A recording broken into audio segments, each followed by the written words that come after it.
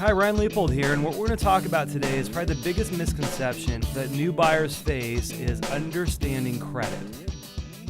So the first thing I want to talk about is things that affect your credit score and things you can do to always keep your credit score as high as possible. First misconception new buyers have is, hey, I shouldn't go and have multiple lenders pull my credit.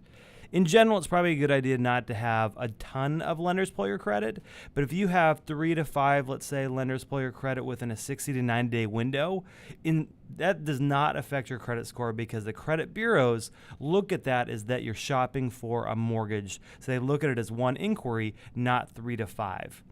Now, at the same time, if you're out trying to get a credit card, buy a car, stuff like that, they're going to look at multiple things you're doing to get lines of credit. But if you're just trying to get a mortgage, it's okay to have multiple lenders pull it. So now we're going to jump into is what makes credit scores the way they are.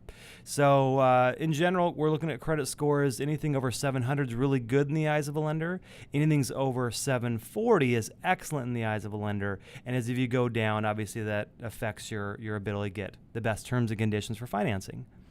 But the biggest thing that affects your credit score is, number one, you can see here on the slide that 35% is this payment history.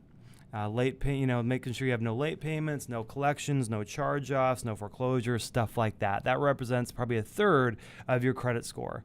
The next big chunk is about 30%, which is amount owed. So let's just say, for example, you have a credit card that you have available of about $5,000.